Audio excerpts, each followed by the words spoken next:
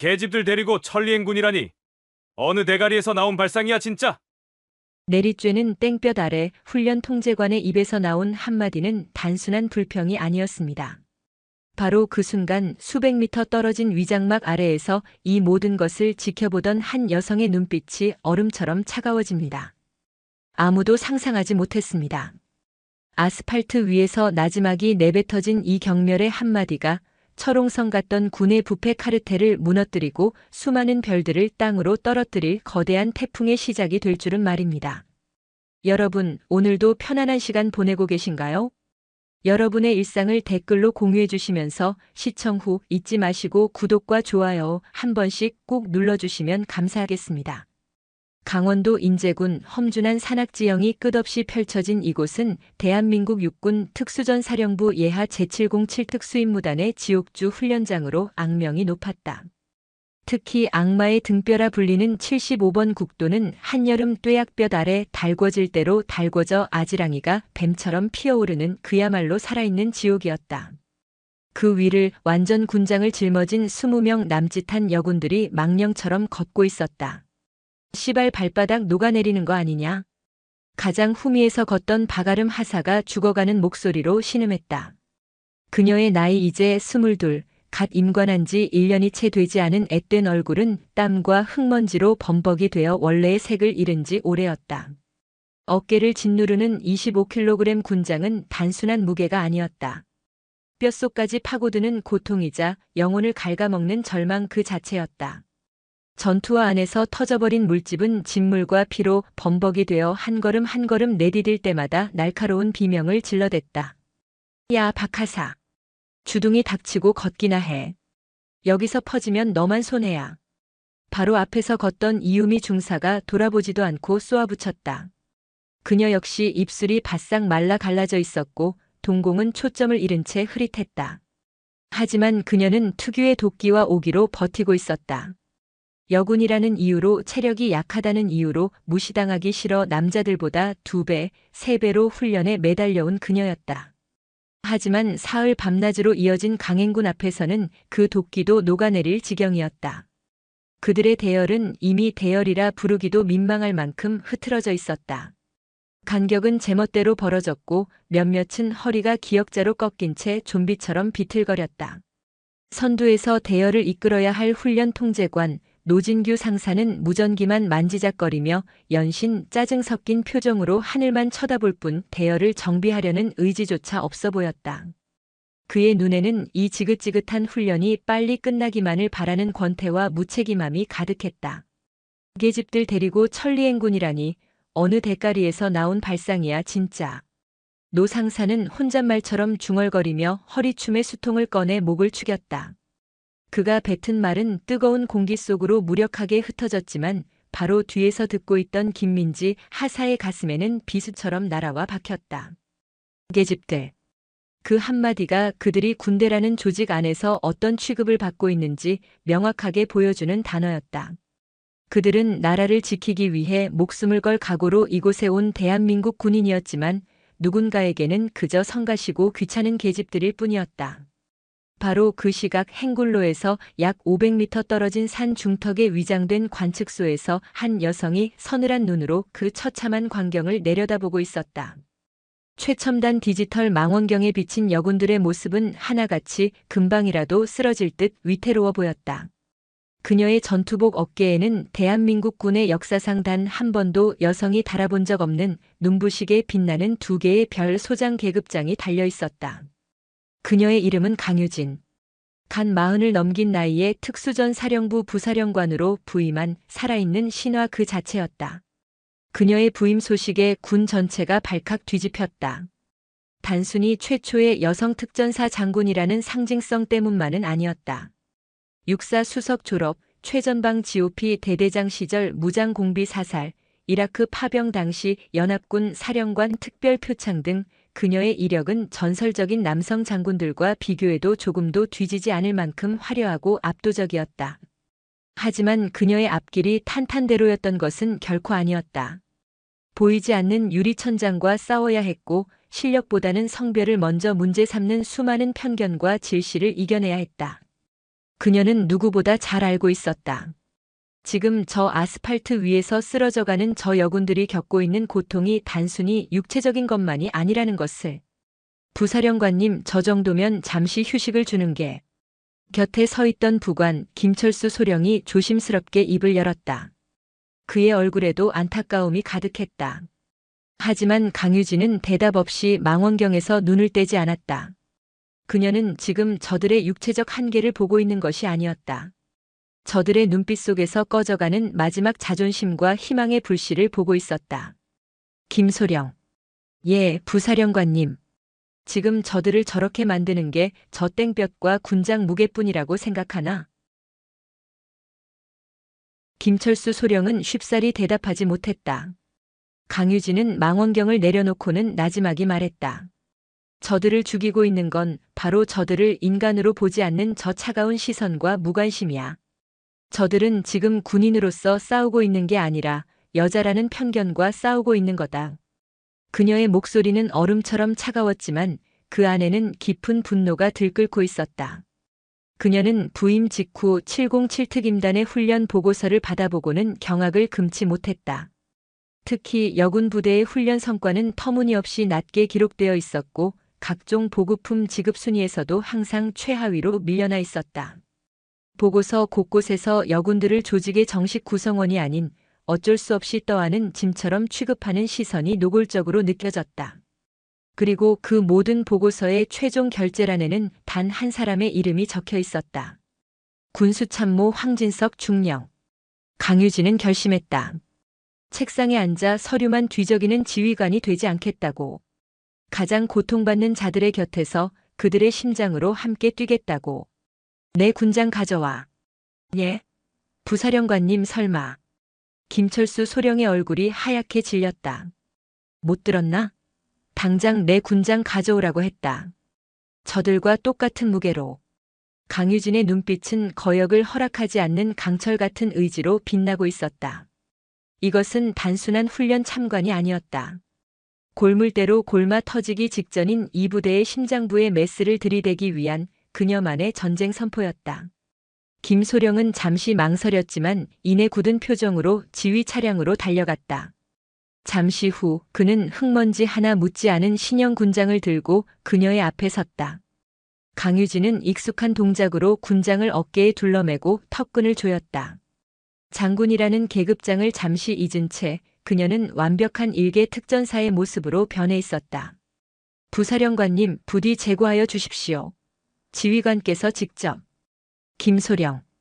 지휘관은 병사들이 흘리는 땀의 의미를 알아야 하고 그들이 흘리는 눈물의 무게를 함께 짊어져야 하는 사람이야. 지금부터 내 계급은 소장이 아니라 저들과 똑같은 훈련병이다. 똑똑히 지켜봐. 내가 저 아이들의 꺾인 자존심을 어떻게 다시 일으켜 세우는지. 그녀는 더 이상 아무 말도 하지 않고 흙먼지가 풀풀 날리는 지옥의 행군로를 향해 성큼성큼 걸어갔다. 그녀의 등장은 메마른 대지를 적시는 한 줄기 소나기처럼 절망으로 가득 찬 행군로 위에 조용히 하지만 거역할 수 없는 기세로 스며들기 시작했다. 전 대원 5분간 휴식. 선두에서 걷던 노진규 상사의 목소리가 마이크를 타고 울려 퍼졌다. 그 말이 떨어지기 무섭게 20명의 여군들은 마치 실 끊어진 인형처럼 그 자리에 풀썩 주저앉았다. 군장을 벗어 던질 기력조차 없는지 대부분은 군장을 맨 채로 길가에 널브러졌다. 거친 숨소리만이 아스팔트 위에서 피어오르는 아지랑이와 뒤섞여 공기를 무겁게 짓눌렀다. 바로 그때였다. 저 멀리서 인형 하나가 그들을 향해 다가오고 있었다. 처음에는 그저 아지랑이가 만들어낸 신기루라고 생각했다. 하지만 그 인형은 점점 더 뚜렷해졌고 이내 그들 앞에 섰다. 자신들과 똑같은 전투복, 똑같은 군장을 짊어진 여군이었다. 하지만 무언가 달랐다.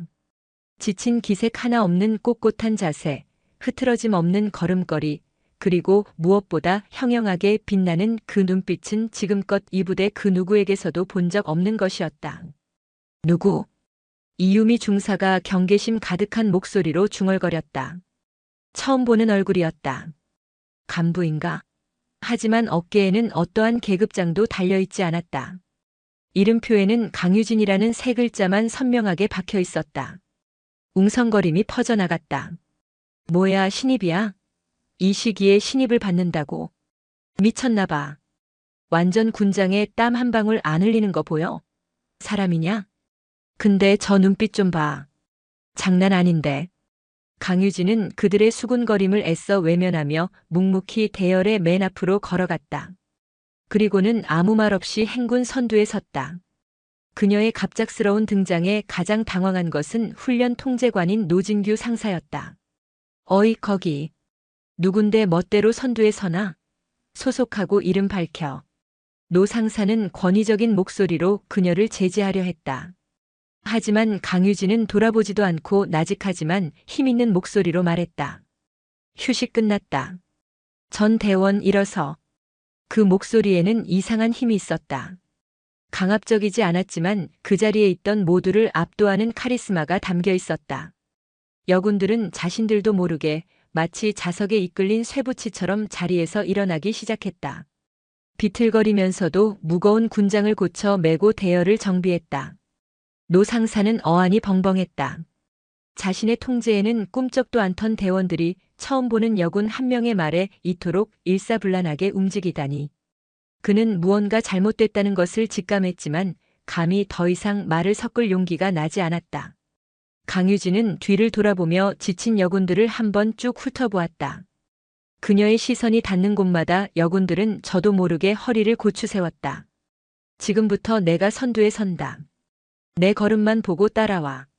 한 명도 낙오하지 않는다. 알겠나? 네. 몇몇이 힘겹게 대답했다. 강유진은 더 이상 다그치지 않았다. 그녀는 그저 묵묵히 앞으로 걷기 시작했다. 그녀의 걸음은 기계처럼 정확하고 일정했다. 조금의 흐트러짐도 지친 기색도 찾아볼 수 없었다.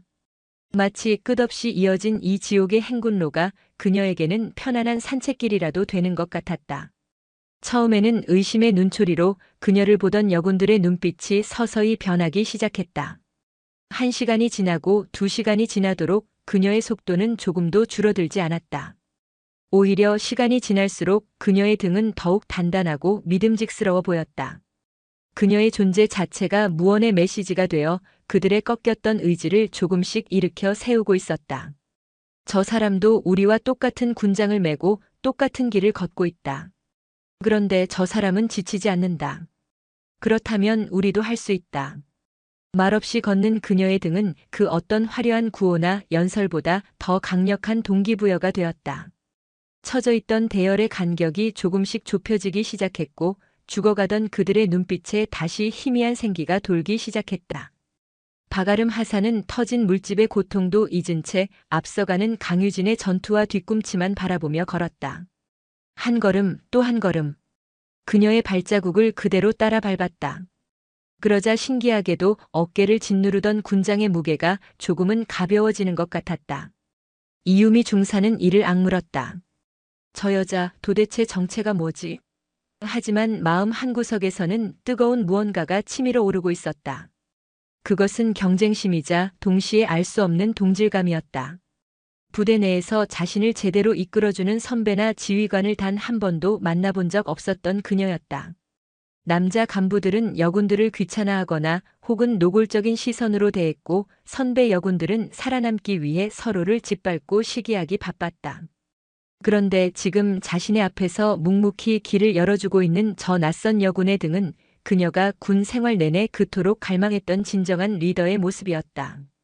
시간이 얼마나 흘렀을까? 한낮의 태양이 서쪽으로 기울며 길게 그림자를 늘어뜨릴 무렵 행군 대열에는 미묘하지만 확실한 변화의 기류가 감돌고 있었다. 더 이상 비틀거리는 사람은 없었다. 모두의 걸음에는 절도와 힘이 실려 있었고 대열은 한치의 오차도 없이 완벽한 간격을 유지하고 있었다. 그 중심에는 강철의 백합처럼 꼿꼿하게 서서 대열을 이끌고 있는 강유진이 있었다. 그녀는 단 한 번의 휴식도 없이 4시간을 넘게 걸었다. 이제 그녀를 의심하는 사람은 아무도 없었다. 경외감, 그 단어만이 그녀를 표현할 수 있는 유일한 단어였다. 하지만 그 평화로운 고통의 행군은 오래가지 못했다. 저 멀리 행군 대열의 후미에서부터 흙먼지를 일으키며 질주해 오는 지휘용 차량 한 대가 나타났다. 차량은 행군 중인 병사들을 아랑곳하지 않고 거칠게 경적을 울려대며 대열을 헤집고 앞으로 나아왔다.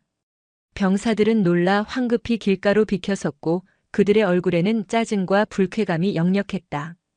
그리고 마침내 그 차량이 강유진이 이끄는 대열의 선두에 멈춰섰다. 운전석 창문이 열리고 기름진 얼굴에 배가 불룩 나온 한 남자가 거만한 표정으로 모습을 드러냈다. 대한민국 육군 중령 황진석. 이 부대의 군수 참모이자 부패와 부조리의 살아있는 상징. 그리고 강유진이 이곳에 온 진짜 이유였다. 아, 씨발. 어떤 새끼가 길 한복판에서 얼쩡거리고 지랄이야. 지프차에서 내린 황진석 중령의 입에서 첫 마디부터 걸쭉한 욕설이 터져나왔다. 그는 잔뜩 찌푸린 미간으로 자신의 앞을 가로막고 선 강유진을 아래 위로 훑어보았다. 처음 보는 얼굴이었다. 하지만 전투복 차림에 군장을 메고 있는 걸로 보아 일개 부사관이거나 잘 쳐줘봐야 위관 장교쯤으로 보였다. 야, 너 말이야 너. 눈깔은 장식으로 달고 다녀. 차 오는 거 안 보여? 대가리 받고 안 비켜? 황진석은 삿대질을 하며 고함을 질렀다. 순간 행군 대열 전체의 움직임이 멈췄다. 모든 소음이 사라지고 오직 황진석의 고함 소리만이 산길에 울려 퍼졌다. 바로 뒤따르던 여군들은 사색이 되어 어쩔 줄 몰라 했다. 이 부대에서 황진석 중령의 권세는 하늘을 찔렀다. 그의 심기를 거스르는 것은 곧 군 생활의 종말을 의미했다. 하지만 강유진은 눈 하나 깜짝하지 않았다. 그녀는 천천히 고개를 들어 황진석을 바라보았다. 그녀의 눈에는 어떠한 동요도 없었다. 그저 차갑고 고요한 시선으로 눈앞에서 길길이 날뛰는 남자를 관찰할 뿐이었다. 황진석은 그녀의 침착한 반응에 더욱 화가 치밀었다. 자신이 중령 계급장을 달고 있는데도 겁먹기는커녕 오히려 자신을 꿰뚫어보는 듯한 그 눈빛이 참을 수 없이 거슬렸다. 그는 더욱 기고만장해져서 주변의 여군들을 향해 경멸적인 시선을 던지며 말을 이었다. 요즘 계집들은 군기가 아주 개판이야 개판. 여기가 무슨 동네 소풍 나온 줄 알아? 어디서 굴러먹다 온 잡년인지는 몰라도 군대 짬밥이 얼마나 무서운지 아직 경험을 못했나 보네. 그리고 니들은 뭐하는 년들이야? 저런 정체불명의 미친년이 앞에서 설치는데 가만히 보고만 있어? 특전사라는 것들이 아주 오합지졸이 다 됐구만. 이래서 계집들은 안 된다는 거야. 머리에 피도 안 마른 것들이 총 들고 설쳐대니 나라 꼴이 잘 돌아가겠다 아주. 그의 입에서 잡년 미친년과 같은 노골적인 여성 비하 발언이 쉴 새 없이 쏟아져 나왔다. 그 순간 뒤에 있던 여군들의 얼굴이 싸늘하게 굳어졌다. 이전 같았으면 모욕감에 고개를 숙였을 그들이었지만 지금은 달랐다. 그들의 시선은 자신들을 위해 묵묵히 걷던 지휘관 강유진에게로 향했다. 그들의 눈에는 분노와 함께 알 수 없는 기대감이 번지고 있었다. 강유진은 여전히 아무 말 없이 황진석을 바라보고 있었다. 그녀의 침묵은 폭풍전야의 고요함처럼 주변의 공기를 무겁게 짓눌렀다. 황진석은 자신이 상황을 완벽하게 장악했다고 착각했다. 그는 의기양양하게 턱을 치켜들고 강유진에게 마지막 일격을 가하듯 소리쳤다. 어쭈 대답 안 하지? 내가 누군지 몰라? 277 특수임무단 군수참모 황진석 중령이다. 너 이름하고 소속 당장 안 불어? 영창 가서 콩밥 좀 처먹고 싶어서 환장했어? 그는 몰랐다. 자신이 지금 누구 앞에서 얼마나 끔찍하고 돌이킬 수 없는 실수를 저지르고 있는지. 자신이 모욕하고 있는 그 여성이 불과 며칠 전 새로 부임한 이 부대뿐만 아니라 특수전 사령부 전체를 지휘하는 하늘 같은 존재라는 것을. 그의 무지와 오만은 스스로를 파멸로 이끌 최악의 도화선에 불을 붙인 것이나 다름없었다. 정적. 모든 소리가 멎었다. 바람소리, 새소리, 멀리서 들려오던 계곡 물소리마저 거짓말처럼 사라진 듯 했다. 오직 황진석의 거친 숨소리와 그를 응시하는 수많은 눈동자들만이 공간을 채우고 있었다. 바로 그때 멀리서 상황을 지켜보던 김철수 소령이 사색이 된 얼굴로 미친 듯이 달려왔다. 그는 거의 넘어질 듯한 기세로 황진석의 앞을 막아섰다. 중령님, 지금 무슨 짓입니까? 황진석은 갑자기 튀어나온 김소령을 어이없다는 듯 쳐다보았다. 김소령, 자네가 왜 여기에 있나? 그리고 지금 이게 무슨 짓이냐니.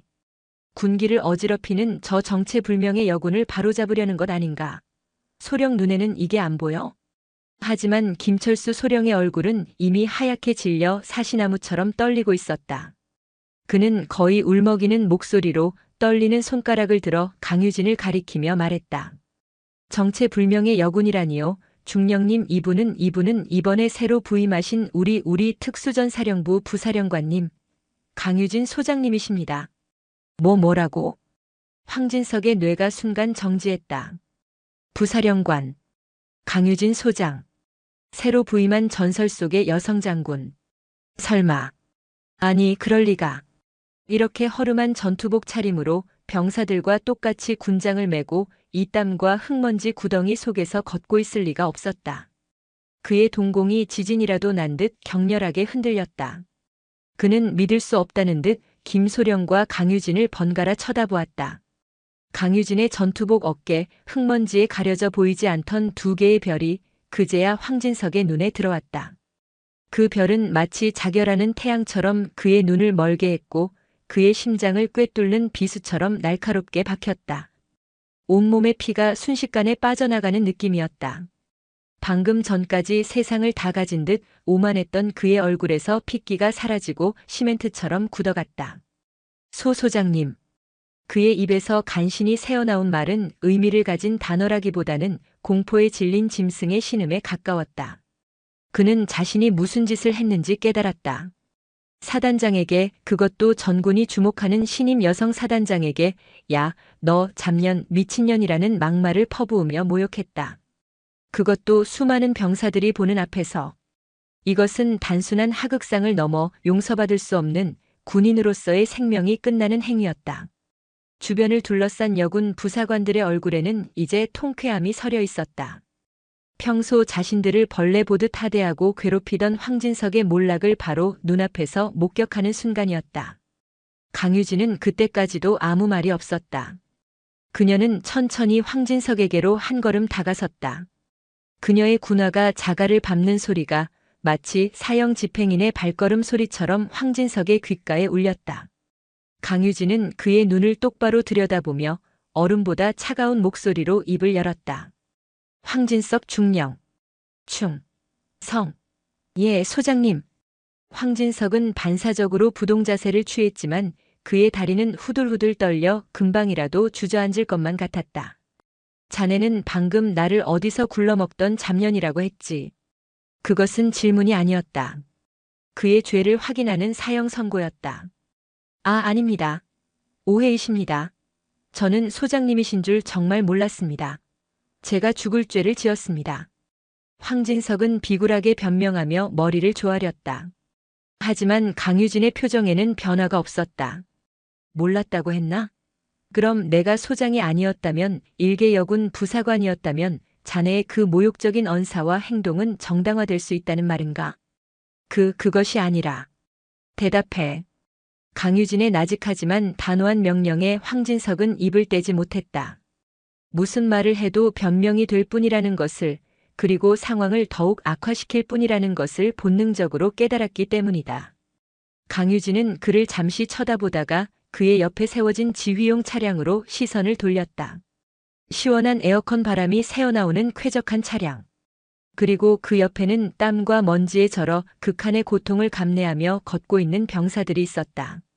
극명한 대비였다. 군수참모라는 자가 훈련 중인 병사들을 통제하고 지원해야 할 시간에 저 시원한 차 안에서 뭘 하고 있었나? 내가 묻고 있다. 황진석 중령. 훈련 현장을 점검하고 있었습니다.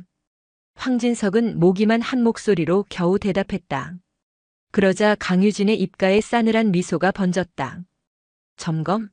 차를 타고 달리며 여군들에게 추잡한 농담이나 던지는 게 자네가 말하는 점검인가? 병사들의 사기를 꺾고 지휘관을 모욕하는 것이 자네의 임무인가? 그녀의 목소리는 점점 더 날카로워졌다. 모든 말이 비수가 되어 황진석의 심장에 박혔다. 그는 고개를 들지 못했다. 사방에서 자신을 향하는 경멸의 시선이 마치 불화살처럼 온몸에 쏟아지는 것 같았다. 강유진은 더 이상 그와 말을 섞을 가치도 없다는 듯 차갑게 마지막 명령을 내렸다. 차에서 내려. 그리고 그 잘난 중령 계급장 때. 지금부터 자네는 일개 훈련병 신분으로 이 행군 대열의 맨 뒤에 선다. 저 병사들과 똑같이 남은 거리를 두 발로 걸어서 완주하도록. 이건 명령이다. 황진석 중령의 얼굴은 잿빛으로 변해 있었다. 불과 몇 분 전까지만 해도 세상을 다 가진 듯 의기양양했던 그의 모습은 온데간데 없고 사형 선고를 받은 죄수처럼 절망과 공포에 사로잡혀 있었다. 강유진 소장의 명령은 절대적이었다. 그는 감히 거역할 생각조차 할 수 없었다. 억지로 발걸음을 떼었지만 천근만근의 쇠덩이를 매단 것처럼 무거웠다. 강유진은 그에게 단 한 번의 눈길도 더 주지 않았다. 그녀는 뒤를 돌아 대열을 향해 외쳤다. 전 대원 주목. 휴식 끝. 행군 재개한다. 목표 지점까지 쉬지 않는다. 충성. 그녀의 목소리에는 새로운 활기와 힘이 넘쳤다. 여군 부사관들은 조금 전의 충격적인 사건으로 인해 오히려 피로를 잊은 듯했다. 그들의 눈빛에는 생기가 돌았고 얼굴에는 억눌려왔던 울분을 토해낸 듯한 후련함마저 감돌았다. 그들은 일사불란하게 대열을 정비하고 이전보다 더욱 힘찬 발걸음으로 앞으로 나아가기 시작했다. 황진석은 그 대열의 맨 뒤에 마치 죄수처럼 내몰려 억지로 끌려가야만 했다. 그는 평생을 책상 앞에서 편하게 보낸 인물이었다. 이런 식의 강도 높은 행군은 훈련소 시절 이후 처음이나 다름없었다. 더군다나 그는 군장도 물통도 아무런 준비도 없이 갑작스럽게 행군에 투입되었다. 깨끗하게 다려진 전투복과 반짝이는 전투화는 이런 험한 산길을 걷기에는 최악의 조건이었다. 행군이 재개된 지 30분도 채 지나지 않아 황진석은 숨을 헐떡이기 시작했다. 심장은 금방이라도 터질 것처럼 격렬하게 요동쳤고 등줄기에서는 비 오듯 땀이 흘러내렸다. 강유진은 마치 그를 시험이라도 하듯 이전보다 행군 속도를 미세하게 더 높였다. 여군들은 이를 악물고 그 속도에 맞춰 따라갔지만 황진석에게는 죽음의 속도나 다름없었다. 헉헉 잠시만. 그는 결국 참지 못하고 대열에서 이탈해 길가에 주저앉으려 했다. 하지만 그의 뒤를 따르던 박아름 하사가 냉정한 목소리로 그를 제지했다.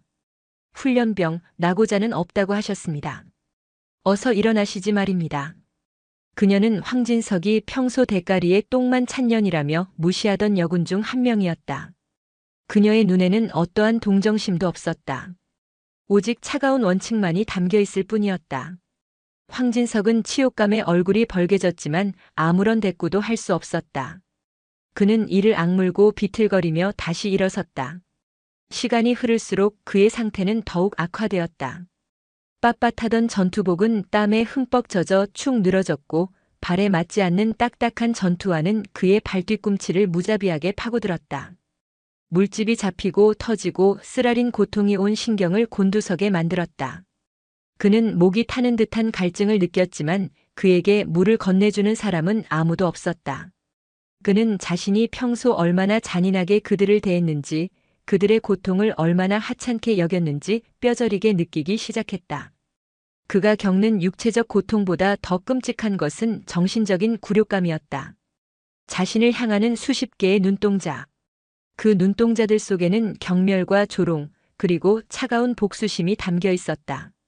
그는 마치 발가벗겨진 채로 광장 한가운데에 내던져진 기분이었다. 평생을 쌓아온 중령이라는 계급, 군수 참모라는 직책. 그 모든 권위와 자존심이 산산조각 나 먼지처럼 흩어지고 있었다. 맨 앞에서 걷는 강유진의 등은 여전히 꼿꼿했다. 그녀는 단 한 번도 뒤를 돌아보지 않았다. 하지만 대열 전체를 장악하는 그녀의 카리스마는 황진석의 숨통을 더욱 조여왔다. 그녀는 마치 황진석의 한계가 어디까지인지 시험하는 것 같았다. 그녀가 정한 규칙, 그녀가 이끄는 이 행군 속에서 그는 한낱 무력한 존재에 불과했다. 해는 뉘엿뉘엿 산으로 넘어가고 어둠이 짙게 깔리기 시작했다. 야간 행군으로 접어들자 황진석의 고통은 극에 달했다. 앞이 보이지 않는 칠흑 같은 어둠 속에서 그는 몇 번이고 넘어지고 뒹굴었다. 무릎과 팔꿈치가 깨져 피가 흘렀지만 아무도 그를 부축해주지 않았다. 그는 짐승처럼 신음하며 오직 살아야 한다는 본능만으로 땅을 기어가듯 앞으로 나아갔다. 내가 왜 이런 꼴을 당해야 하는가? 그의 머릿속은 원망과 분노로 가득 찼다. 강유진이라는 여자에 대한 증오심이 들끓었다. 하지만 동시에 자신의 어리석었던 행동에 대한 후회와 앞으로 닥쳐올 미래에 대한 공포가 엄습해왔다. 이번 일은 단순히 행군으로 끝나지 않을 것이다. 자신의 군 생활은, 아니, 인생 자체가 끝장날 수도 있다는 예감이 그의 등골을 서늘하게 만들었다. 그는 문득 자신이 괴롭혔던 여군들의 얼굴을 떠올렸다. 회식 자리에서 억지로 술을 따르게 하고 음담 패설을 던지고 업무와 상관없는 사적인 심부름을 시키고 훈련 성과를 폄하하며 모욕감을 주었던 수많은 순간들. 그때마다 그들은 아무 말 없이 고개를 숙였다. 황진석은 그들의 침묵을 동의나 굴복으로 여겼다. 하지만 이제야 깨달았다. 그 침묵은 동의가 아니라 칼을 가는 소리였다는 것을. 그들의 가슴 속에 켜켜이 쌓여온 분노와 증오가 이제 강유진이라는 새로운 지휘관을 만나 폭발하고 있다는 것을. 얼마나 걸었을까? 황진석의 의식이 가물가물해질 무렵 마침내 강유진의 명령이 떨어졌다. 전 대원 정지. 금일 목표 지점 도착. 야영 준비 실시. 황진석은 그 자리에 그대로 고꾸라졌다. 온몸의 근육이 비명을 질렀고 뼈 마디마디가 부서지는 듯한 통증이 몰려왔다. 그는 흙바닥에 얼굴을 파묻은 채 개처럼 헐떡였다. 하지만 그의 시련은 아직 끝나지 않았다. 그의 치욕스러운 징벌은 이제 막 서막을 올렸을 뿐이었다. 깊은 산중의 밤은 도시의 그것과는 비교할 수 없을 정도로 짙고 차가웠다. 모닥불의 온기가 닿지 않는 어둠 속에서 황진석은 지독한 추위와 배고픔, 그리고 뼛속까지 스며드는 굴욕감에 몸을 떨었다. 그는 마치 무리에서 쫓겨난 늙은 늑대처럼 홀로 웅크린 채 병사들이 옹기종기 모여있는 불빛을 하염없이 바라보았다. 따뜻한 전투 식량의 냄새가 바람을 타고 그의 콧속을 파고들 때마다 위액이 역류하는 듯한 고통과 함께 비참함은 극에 달했다. 여군 부사관들은 야영 준비를 마치고 식사를 시작했다. 그들의 움직임에는 지친 기색이 역력했지만 그 누구도 불평하지 않았다. 오히려 오늘 하루 동안 벌어진 일들로 인해 묘한 유대감과 전우애가 싹트고 있었다. 그들은 서로를 도우며 묵묵히 자신들의 임무를 수행했다. 그 누구도 황진석에게는 신경 쓰지 않았다. 그는 그저 길가에 버려진 쓰레기처럼 방치되었다. 배고픔과 갈증, 추위가 한꺼번에 몰려왔다. 그는 비참한 심정으로 몸을 일으켜 불을 피우고 있는 부사관들 쪽으로 다가가려 했다. 따뜻한 음식과 물 한 모금이라도 얻을 수 있을까 하는 신락 같은 희망 때문이었다. 하지만 그가 다가가자 그를 발견한 이유미 중사가 차가운 목소리로 말했다. 훈련병은 배식 마지막 순서입니다. 아직 간부들 식사 끝나지 않았습니다. 황진석은 얼굴이 화끈거리는 것을 느꼈다. 훈련병. 그 단어가 그의 가슴에 비수처럼 박혔다. 그는 아무 말도 못하고 다시 어둠 속으로 물러나야만 했다. 그는 춥고 배고픈 어둠 속에서 옹송그린 채로 자신을 외면하는 병사들의 뒷모습을 하염없이 바라보았다. 그 순간 그는 깨달았다. 이것이 바로 자신이 그들에게 주었던 고통과 모멸감이라는 것을. 철저하게 고립되고 무시당하고 인간 이하의 취급을 받는 것. 여군들은 식사를 마친 후에도 그에게 아무런 관심을 보이지 않았다. 그들은 삼삼오오 모여 앉아 오늘 있었던 일에 대해 조용히 이야기를 나누고 있었다. 그들의 목소리에는 억눌렸던 감정이 터져나오는 듯한 흥분과 앞으로의 변화에 대한 막연한 기대감이 뒤섞여 있었다. 아, 진짜 속이 다 시원하다. 황진석 그 인간 저 꼴 좀 보라고. 아주 쌤통이야. 박아름 하사가 입을 가리고 킥킥거렸다. 그러게 말이야. 평소에 자기가 왕인 것처럼 행동하더니 부사령관님 앞에서 제대로 임자 만났지. 근데 부사령관님 정말 대단하지 않냐? 말 한마디 없이 그냥 행동으로 보여주시잖아. 진짜 군인이라는 게 저런 모습이 아닐까 싶더라. 김민지 하사의 말에 모두가 고개를 끄덕였다. 그들의 대화는 모두 강유진 소장에 대한 경외와 찬사로 이어졌다. 그녀의 등장은 단순히 부패한 간부 한 명을 응징한 사건을 넘어 부대 전체의 낡고 썩은 관행에 균열을 일으키는 거대한 파문과도 같았다. 특히 억압받고 소외되었던 여군들에게 그녀는 단순한 지휘관이 아니라 희망이자 구원의 상징처럼 여겨지기 시작했다. 황진석은 그들의 대화를 들으며 이를 갈았다. 분노와 증오가 다시금 머리끝까지 차올랐다. 감히 일개 하사, 중사 나부랭이들이 자신을 조롱하고 비웃는다는 사실을 견딜 수가 없었다. 하지만 그는 아무것도 할 수 없었다. 지금 이 상황에서 그가 할 수 있는 일은 오직 숨죽이고 고통을 감내하는 것뿐이었다. 한참의 시간이 흐른 뒤 식사와 정리가 모두 끝났을 무렵 박아름 하사가 마지못해 그에게 다가왔다.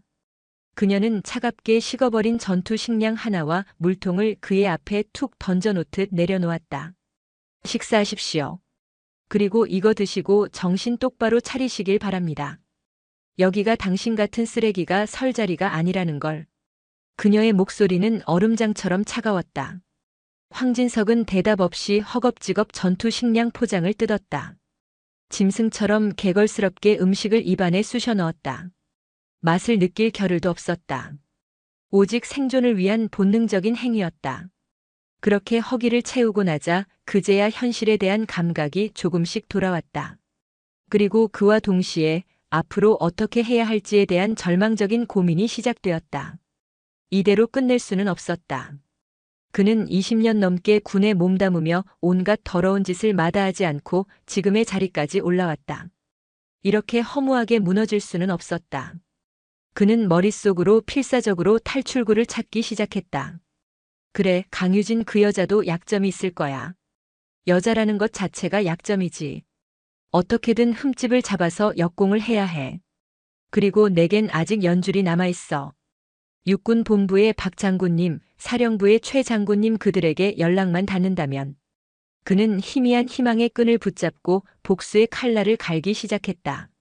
하지만 그는 자신의 생각이 얼마나 어리석은지, 그리고 강유진이 이미 얼마나 멀리 내다보고 있었는지 깨닫지 못하고 있었다. 한편 강유진은 개인용 천막 안에서 잠을 청하지 않고 있었다. 그녀는 랜턴 불빛 아래에서 부관인 김철수 소령으로부터 긴급히 올라온 보고서를 검토하고 있었다. 그녀가 행군에 참여하기 전 김소령에게 은밀히 지시했던 사항에 대한 중간 보고였다. 바로 황진석 중령에 대한 내사 자료였다. 보고드립니다. 황진석 중령은 수년간 군수 물자를 빼돌려 사적으로 유용한 혐의가 짙습니다. 특히 유류 및 부식, 일부 고가의 훈련 장비 등이 장부와 실제 재고 간에 상당한 차이를 보이고 있습니다. 관련 서류는 교묘하게 조작되어 있으나 몇몇 내부 고발자의 증언과 정황 증거를 확보했습니다. 김소령의 목소리는 낮고 진지했다.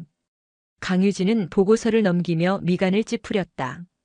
그녀가 예상했던 것보다 황진석의 비리는 훨씬 더 뿌리 깊고 광범위했다. 또한 여군 부사관들을 상대로 상습적인 성희롱과 직권 남용을 일삼았다는 제보가 있었습니다. 하지만 피해자들이 보복을 두려워해 공식적인 문제 제기를 하지 못하고 있는 상황입니다. 오늘 부사령관님께서 보여주신 모습이 그들에게 용기를 줄 수 있는 계기가 될 수도 있을 것 같습니다. 강유진은 고개를 끄덕였다. 그녀의 계획은 정확하게 맞아떨어지고 있었다. 황진석의 오만함을 만천하에 드러내 그가 더 이상 빠져나갈 구멍을 만들지 못하게 하고 억압받던 내부 고발자들이 목소리를 낼 수 있는 결정적인 판을 깔아주는 것. 그녀의 눈빛이 차갑게 빛났다. 이제 사냥의 시간이 다가오고 있었다. 김소령. 지금부터가 진짜 시작이야. 강유진은 보고서를 내려놓고 천막 한쪽에 펼쳐진 군용 지도를 응시했다. 지도 위에는 붉은색 펜으로 여러 개의 점과 선이 복잡하게 그어져 있었다. 황진석을 중심으로 뻗어나간 부패의 연결고리였다. 내일 아침 행군이 끝나는 대로 사령부 감찰과 헌병대에 정식으로 수사를 의뢰해. 내가 확보한 자료를 모두 넘기고 황진석 중령을 즉시 보직 해임하고 대기 발령 조치하도록. 예, 알겠습니다. 부사령관님. 그런데 황 중령의 배후에 있는 인물들의 반발이 예상됩니다. 괜찮으시겠습니까? 김철수 소령이 조심스럽게 물었다. 황진석이 그동안 온갖 비리를 저지르고도 무사할 수 있었던 것은 군 내부의 소위 라인이라고 불리는 강력한 비호 세력 덕분이라는 것은 공공연한 비밀이었다. 강유진이 황진석을 건드리는 것은 그 거대한 카르텔의 정면으로 선전포고를 하는 것이나 다름없었다. 강유진은 잠시 눈을 감았다. 그녀의 뇌리에 과거의 기억들이 스쳐 지나갔다.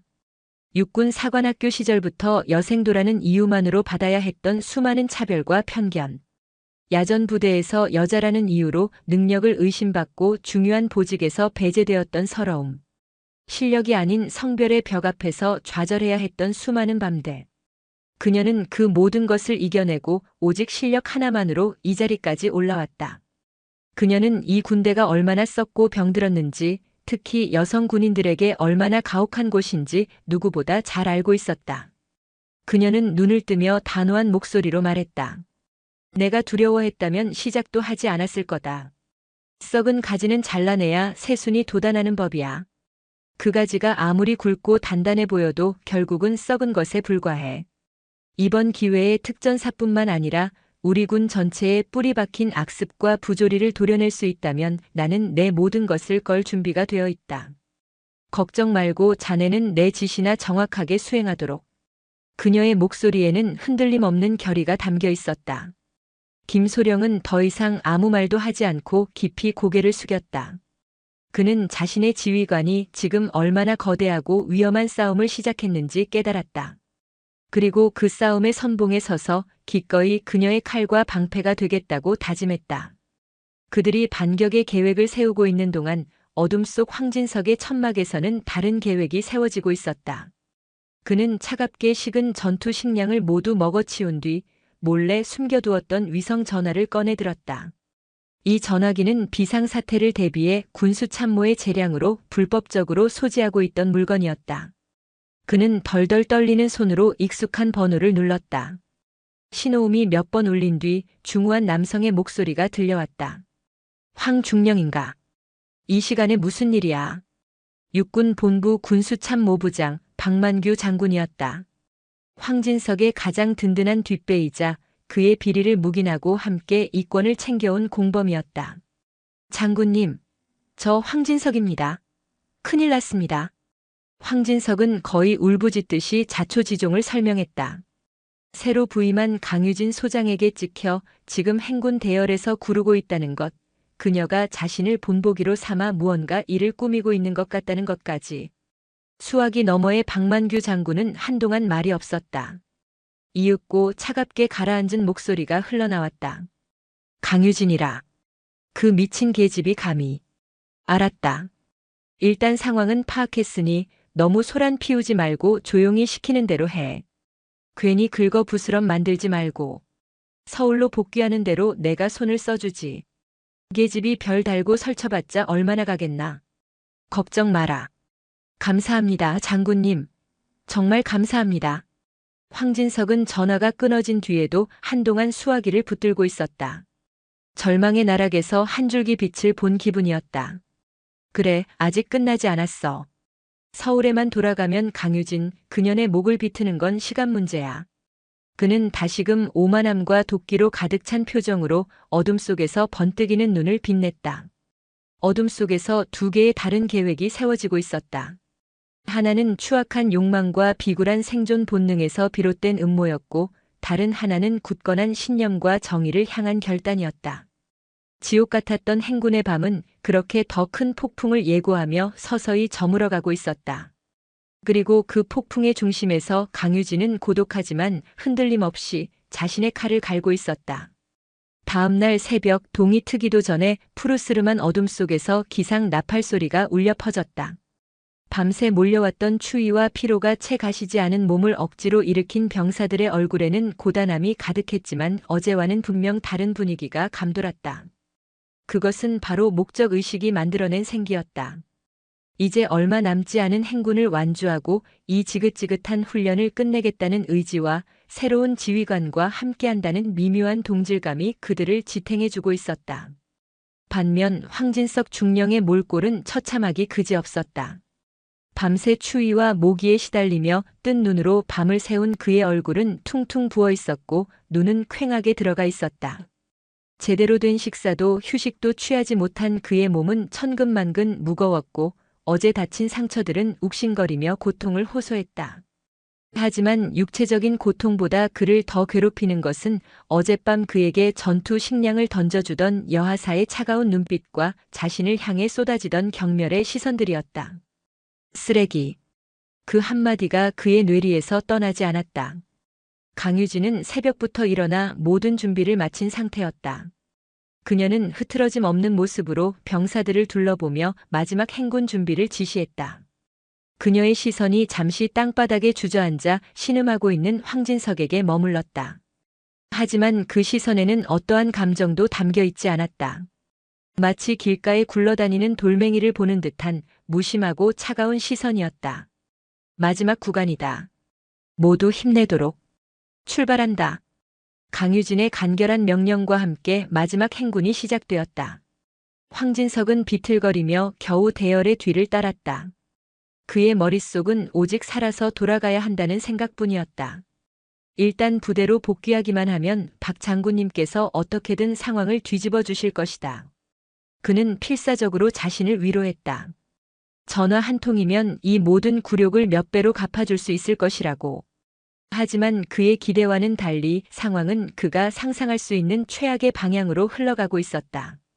그들이 부대 정문에 거의 다다랐을 무렵 정문 앞에는 어울리지 않는 정적이 감돌고 있었다. 평소라면 훈련을 마친 부대원들을 환영하는 소소한 행사가 있기 마련인데 오늘은 이상하리만치 조용했다. 그리고 그곳에는 사령부 소속의 헌병대 차량 여러 대와 함께 감찰부 소속의 검은 세단이 서 있었다. 차 옆에는 팔에 헌병 완장을 찬 병사들이 굳은 표정으로 도열해 있었다. 행군 대열이 멈춰 서고 병사들은 웅성거리기 시작했다. 무슨 일이지? 헌병대는 왜 나와 있는 거야? 모두의 시선이 일제히 강유진에게로 향했다. 그녀는 조금도 놀란 기색 없이 담담한 표정으로 차에서 내리는 감찰부장을 맞이했다. 황진석의 심장이 철렁 내려앉았다. 감찰부와 헌병대가 함께 나왔다는 것은 이것이 단순한 감찰 활동이 아니라 누군가를 체포하거나 연행하기 위한 공식적인 수사 절차가 시작되었음을 의미했다. 그리고 그 대상이 누구인지는 굳이 생각할 필요도 없었다. 그의 온몸에서 식은땀이 흘러내렸다. 다리가 풀려 그 자리에 주저앉을 뻔한 것을 겨우 이성으로 버텨냈다. 감찰부장이 강유진에게 다가와 거수 경례를 했다. 충성. 부사령관님 명 받들고 나왔습니다. 수고 많다. 절차대로 진행하도록. 강유진의 짧은 대답이 떨어지기 무섭게 헌병대장과 수사관 2명이 황진석에게로 다가왔다. 황진석은 뒷걸음질 치려 했지만 이미 그의 양팔은 건장한 헌병들에게 단단히 붙들린 후였다. 황진석 중령. 헌병대장의 차가운 목소리가 울려 퍼졌다. 당신을 군수품 횡령, 직권 남용, 그리고 부하 성희롱 등의 혐의로 긴급 체포합니다. 당신은 변호사를 선임할 수 있으며 진술을 거부할 권리가 있습니다. 하지만 당신이 하는 모든 발언은 법정에서 불리하게 작용할 수 있습니다. 미란다 원칙이 고지되는 순간 황진석의 마지막 이성의 끈이 끊어졌다. 그는 짐승처럼 발버둥치며 소리 질렀다. 이거 놔. 이거 놓으라고. 이건 모함이야. 강유진, 당신이 꾸민 짓이지. 내가 누군 줄 알고 감히 이따위 짓을 벌여. 당장 날 풀어주지 못해. 그의 추악한 발악은 지켜보는 모든 이들의 눈살을 찌푸리게 만들었다. 여군 부사관들은 경멸과 혐오가 뒤섞인 표정으로 그를 쳐다보았다. 평소 그가 휘두르던 권력이 얼마나 허망하고 공허한 것이었는지 그 민낯이 적나라하게 드러나는 순간이었다. 헌병들은 그의 저항을 가볍게 제압하고 그의 손에 차가운 수갑을 채웠다. 철컥하고 금속성 마찰음이 울리는 순간 황진석 중령의 군 생활은 그리고 그의 인생은 사실상 끝이 났다. 그는 저항을 포기한 채 고개를 푹 숙이고 헌병들에게 끌려갔다. 헌병차에 오르기 직전 그는 마지막으로 강유진을 돌아보았다. 그의 눈에는 원망과 증오 그리고 희미한 애원이 뒤섞여 있었다. 하지만 강유진은 그를 바라보지 않았다. 그녀는 오직 며칠간의 지옥 같은 훈련을 무사히 마치고 돌아온 자신의 병사들, 땀과 먼지로 뒤범벅이 되었지만 그 어느 때보다 강인하고 늠름한 눈빛을 하고 있는 여군 부사관들을 바라보고 있었다. 그날 밤 부대는 전례 없는 충격과 흥분으로 술렁였다. 황진석 중령의 긴급 체포는 그동안 골마 터지기 직전이었던 부조리의 종양을 터트린 신호탄과 같았다. 하지만 동시에 보이지 않는 불안감 또한 감돌았다. 황진석의 뒤에 거대한 백이 있다는 사실은 공공연한 비밀이었기 때문이다. 과연 강유진 부사령관 혼자서 그 거대한 세력과 맞서 싸울 수 있을까? 여군 내무반은 그날따라 유난히 조용했다. 모두 훈련의 피로를 씻어냈지만 쉽게 잠들지 못하고 뒤척였다. 그때 가장 선임이었던 이유미 중사가 조용히 자리에서 일어났다. 다들 잠깐 얘기 좀 하자. 그녀의 말에 다른 대원들도 하나둘씩 몸을 일으켰다. 이유미는 자신의 관물대 가장 깊숙한 곳에서 낡고 손때 묻은 수첩 하나를 꺼내 들었다. 이게 뭔지 알아? 아무도 대답하지 못했다. 이유미는 수첩을 펼쳐 보이며 말을 이었다. 지난 몇 년간 내가 그리고 우리가 황진석 그 개새끼한테 당했던 모든 기록이야. 수첩에는 날짜와 함께 깨알 같은 글씨로 무언가가 빽빽하게 적혀 있었다.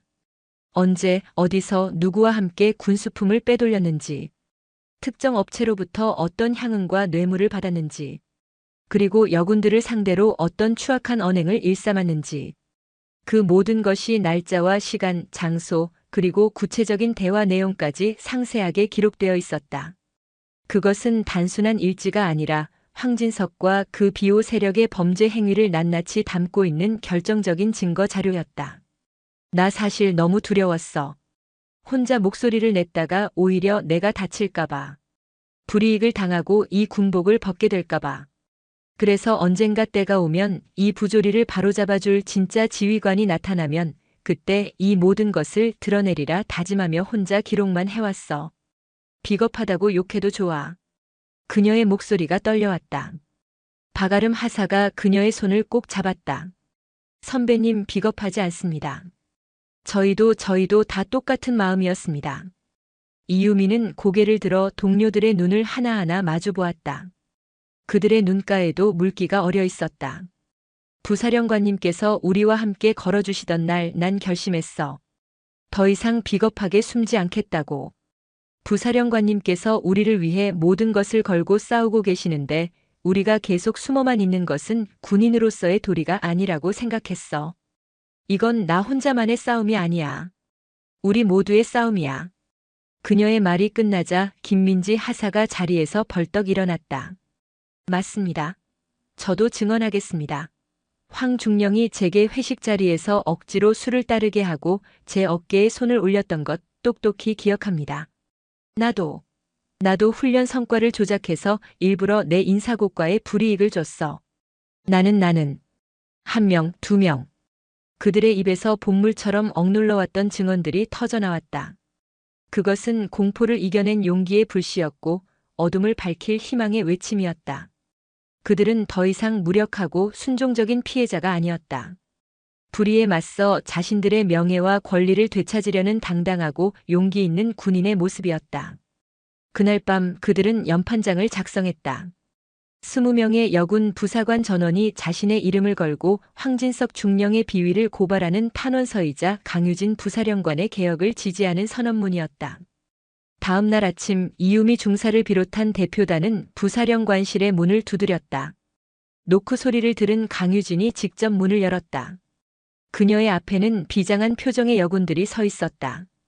이유미는 조금의 망설임도 없이 낡은 수첩과 밤새 작성한 연판장을 강유진의 책상 위에 올려놓았다. 부사령관님, 저희가 함께 싸우겠습니다. 강유진은 차오르는 감정을 억누를 수 없었다. 그녀를 둘러싼 모든 것이 그녀를 고립시키고 벼랑 끝으로 내몰았지만 정작 그녀가 지키려 했던 병사들은 그녀의 곁을 떠나지 않았다. 오히려 그녀의 가장 강력한 무기이자 방패가 되어주기 위해 스스로 용기를 내어준 것이다. 그녀는 자신이 혼자가 아니라는 사실에 목이 메어왔다.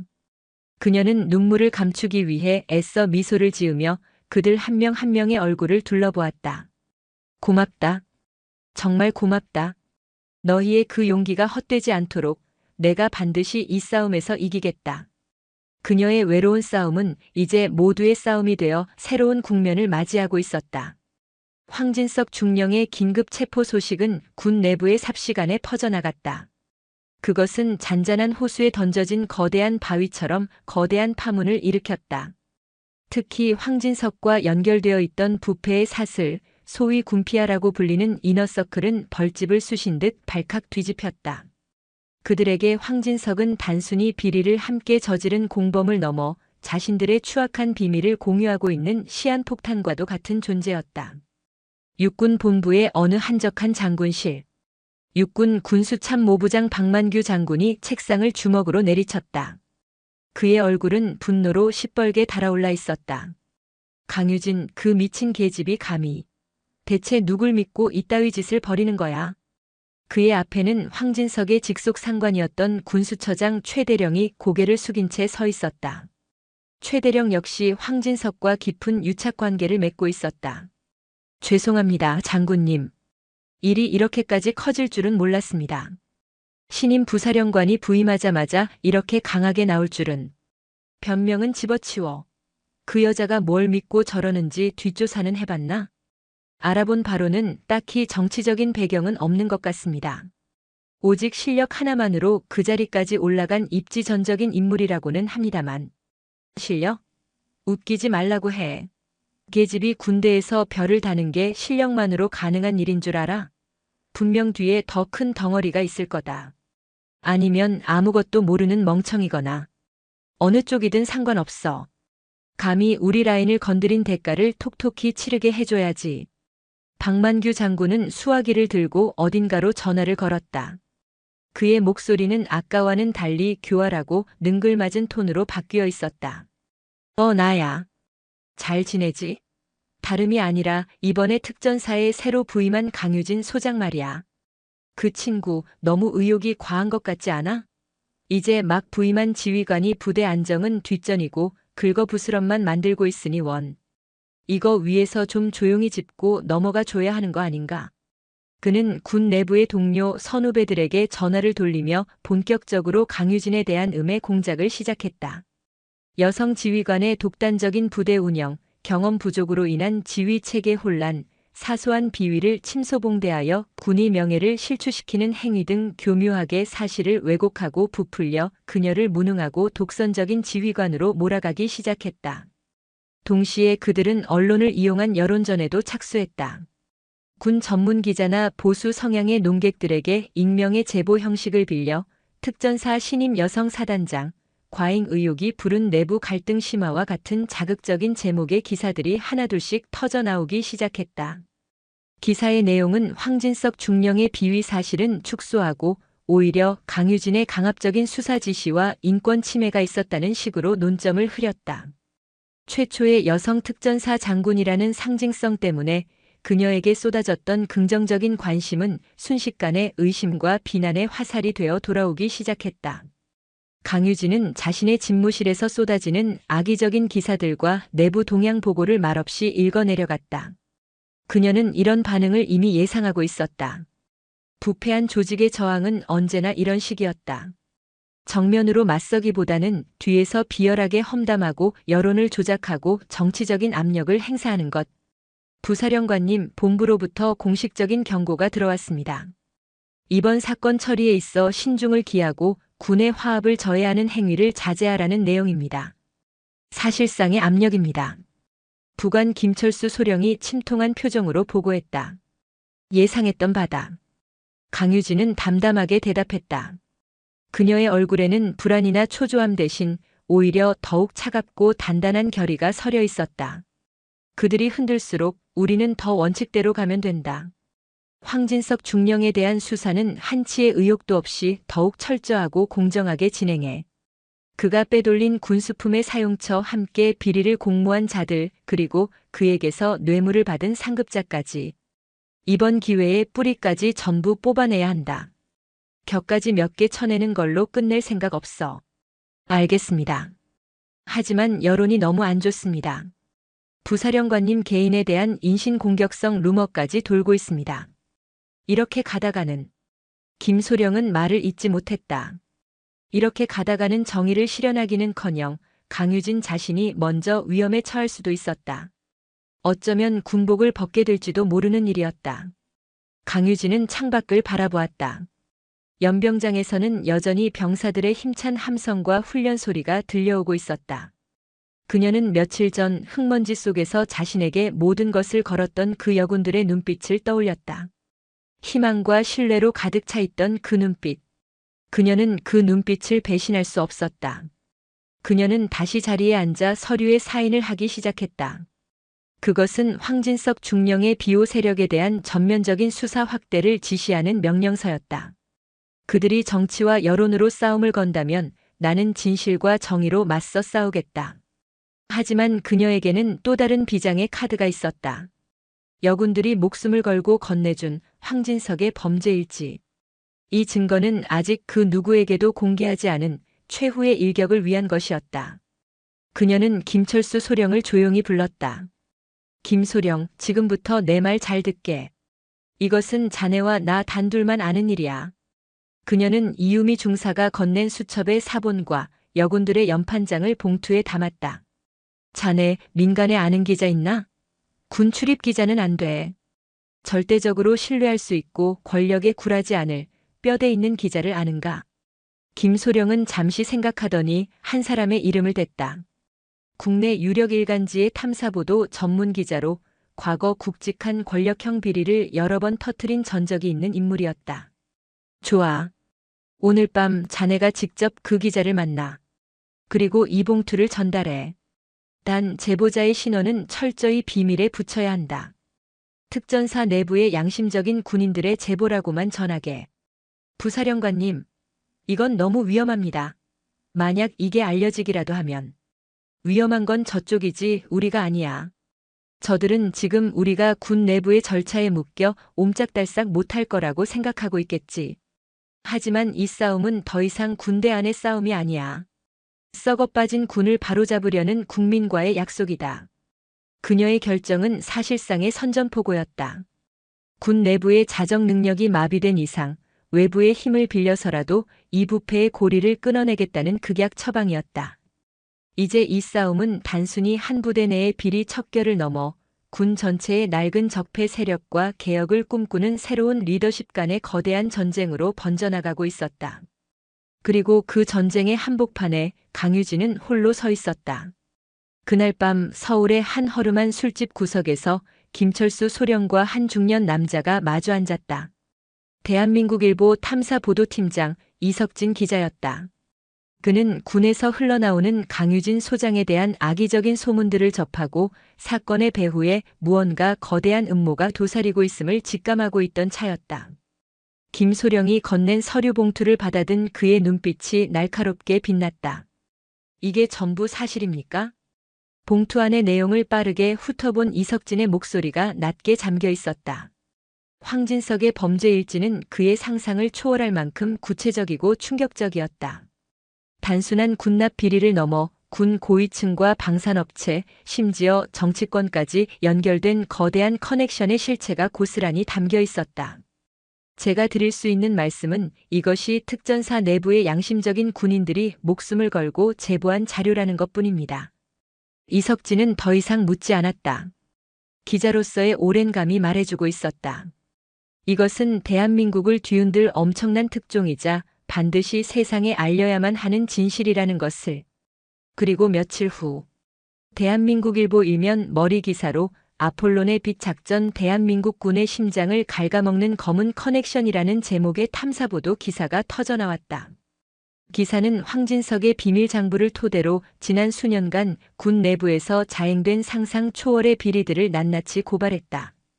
불량 군수품 납품, 유령 장비 구매를 통한 예산 횡령, 그리고 그 검은 돈이 박만규 장군을 비롯한 군 고위층에게 정기적으로 상납된 정황까지.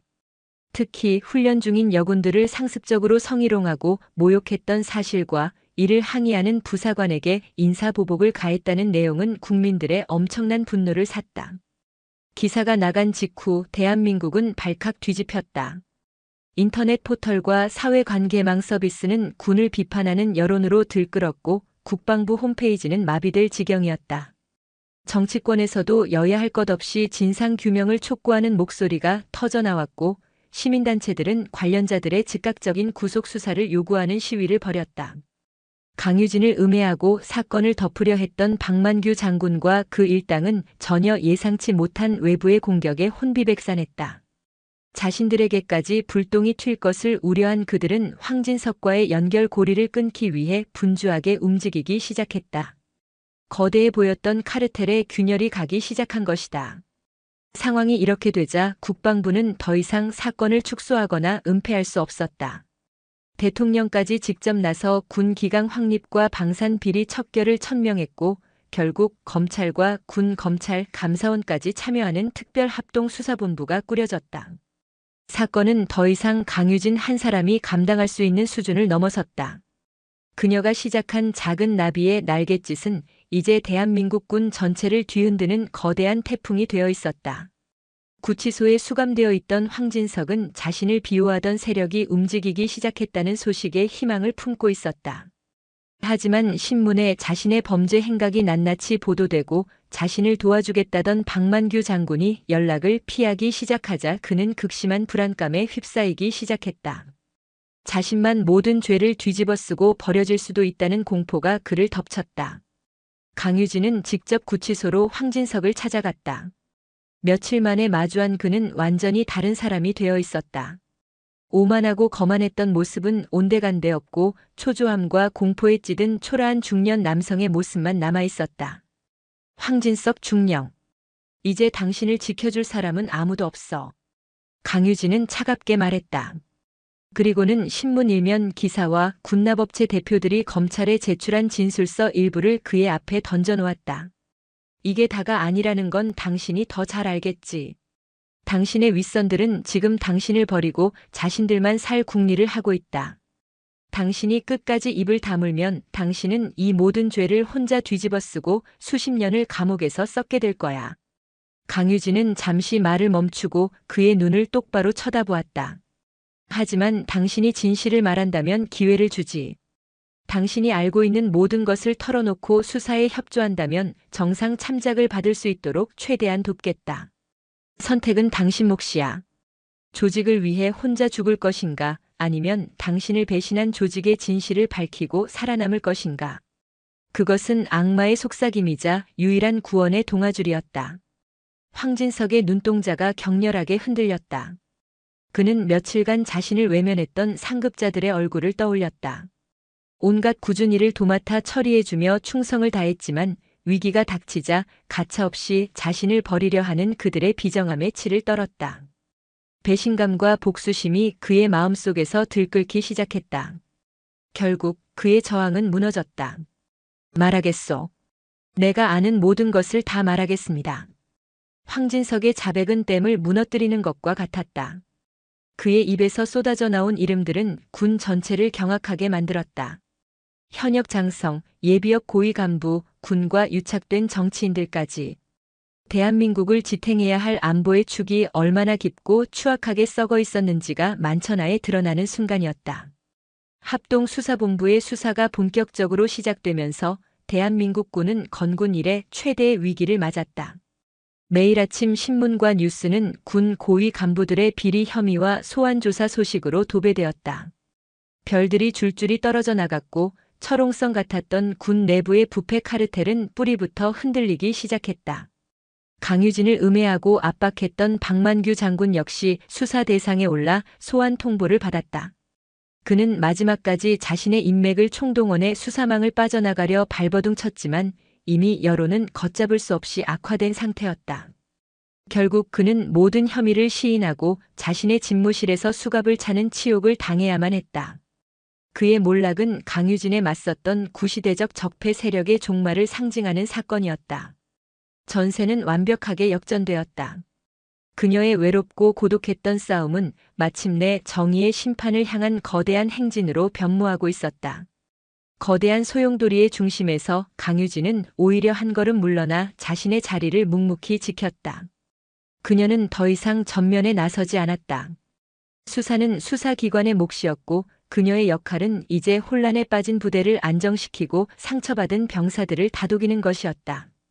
그녀가 시작한 싸움의 목적은 개인적인 복수나 영광이 아니었기에 그녀는 조용히 자신의 본분에 충실했다. 어느 맑은 가을날 707 특수임무단 연병장에서는 작은 행사가 열리고 있었다. 얼마 전 천리행군 훈련을 무사히 마친 여군 부사관들의 훈련 복귀 및 포상 수여식이었다. 단상 위에 선 강유진은 한 명 한 명의 이름을 호명하며 직접 표창장을 수여했다. 그녀는 그들의 눈을 마주치며 따뜻한 격려의 말을 건넸다. 이유미 중사. 당신의 용기가 우리 모두를 구했소. 고맙소. 박아름 하사, 김민지 하사. 그날 맨 뒤에서 묵묵히 처진 동료를 챙기던 모습 잊지 않겠소. 당신들은 진정한 군인이요. 그녀의 진심 어린 칭찬에 여군들의 얼굴에는 자부심과 감동이 어렸다. 그들은 더 이상 군의 소모품이나 차별의 대상이 아니었다. 한 사람의 당당한 군인이자 조직을 변화시킨 주역으로서 인정받고 있었다. 부대를 감싸던 패배감과 무력감은 사라지고 그 자리에는 건강한 자신감과 활기가 넘쳐 흘렀다. 행사가 끝난 후 강유진은 혼란스러웠던 부대의 분위기를 쇄신하고 병사들의 사기를 진작시키기 위한 여러 개혁 조치들을 단행했다. 불필요한 관행과 부조리를 없애고 소통과 신뢰를 기반으로 한 새로운 병영 문화를 만들어 나가기 시작했다. 그녀는 더 이상 책상에 앉아 보고만 받는 지휘관이 아니었다. 수시로 훈련장을 찾고 병사 식당에서 병사들과 함께 식사하며 그들의 작은 목소리 하나하나에 귀를 기울였다. 그녀의 변화는 부대 전체에 긍정적인 영향을 미쳤다. 상급자들은 부하들을 존중하기 시작했고 부하들은 상급자를 진심으로 믿고 따랐다. 특히 여군들의 위상은 눈에 띄게 달라졌다. 그들은 더 이상 여군이라는 수식어에 갇히지 않고 오직 자신의 능력과 실력으로 평가받기 시작했다. 부대의 주요 보직에도 여성 군인들이 적극적으로 등용되었고 그들은 자신의 역량을 마음껏 발휘하며 부대의 전투력 향상에 기여했다. 시간이 흘러 황진석 중령과 그 일당에 대한 재판 결과가 나왔다. 주범이었던 황진석은 수십 개의 혐의가 모두 유죄로 인정되어 징역 15년이라는 중형을 선고받았다. 박만규 장군을 비롯한 연루자들 역시 법의 엄중한 심판을 피하지 못했다. 이 소식을 전해 들은 강유진은 집무실에서 조용히 눈을 감았다. 길고 길었던 싸움이 마침내 끝났음을 실감했다. 그녀는 많은 것을 잃을 뻔했지만 결국 더 소중한 것을 얻었다. 그것은 바로 사람의 마음, 병사들의 신뢰였다. 그날 저녁 그녀는 정복이 아닌 평상복 차림으로 용기를 내주었던 여군 부사관들과 조촐한 저녁 식사 자리를 가졌다. 계급과 직책을 떠나 한 사람의 동료이자 선배로서 함께하는 편안한 자리였다. 부사령관님 아니 언니라고 불러도 될까요? 한 젊은 하사가 수줍게 물었다. 강유진은 환하게 웃으며 고개를 끄덕였다. 부사령관님 덕분에 저희는 군 생활을 계속할 용기를 얻었습니다. 이제는 저희가 부사령관님의 든든한 버팀목이 되어드리겠습니다. 이유미 중사의 말에 모두가 고개를 끄덕였다. 그들의 눈에는 강유진을 향한 깊은 존경과 신뢰가 담겨 있었다. 강유진은 가슴 벅찬 감동을 느끼며 그들의 잔에 음료를 채워주었다. 창밖으로는 아름다운 저녁 노을이 지고 있었다. 길고 어두웠던 터널을 지나 마침내 새로운 시대의 여명이 밝아오고 있었다. 강유진이 뿌린 작은 씨앗은 이제 굳건한 신뢰와 희망이라는 거목으로 자라나 대한민국 군의 미래를 밝히는 등불이 될 준비를 하고 있었다. 몇 년 후 강유진은 특전사 최초의 여성 사령관으로 취임했다. 그녀의 취임식에는 과거 지옥의 행군을 함께했던 여군들이 어엿한 중견 간부가 되어 가장 앞자리에서 그녀를 지켜보며 뜨거운 박수를 보냈다. 그들의 모습 위로 흙먼지 속에서 자신을 믿고 따라주던 앳된 얼굴들이 겹쳐 보였다. 강유진은 단상에 올라 마이크를 잡았다. 그녀의 시선은 연병장을 가득 메운 장병들을 지나 더 멀리 이 땅의 미래를 향하고 있었다. 나는 오늘 이 자리에서 여러분과 함께 새로운 시대를 열고자 한다. 군대는 영웅 한 사람에 의해 움직이는 조직이 아니다. 보이지 않는 곳에서 자신의 임무를 묵묵히 수행하는 수많은 보통 군인들의 신뢰와 헌신이 모여 비로소 강한 군대가 만들어지는 것이다. 부조리에 침묵하지 마라. 동료의 아픔을 외면하지 마라. 그리고 가장 중요한 것은 스스로를 믿으라. 여러분 한 사람 한 사람이 가진 힘과 용기가 모일 때 우리 군은 그리고 우리 조국은 더욱 강해질 것이다. 그녀의 연설이 끝나자 우레와 같은 박수와 함성이 연병장을 뒤흔들었다.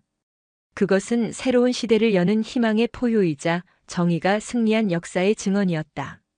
강유진과 707 특수임무단 여군들이 보여준 이야기는 그렇게 세대를 넘어 영원한 전설로 남게 되었다.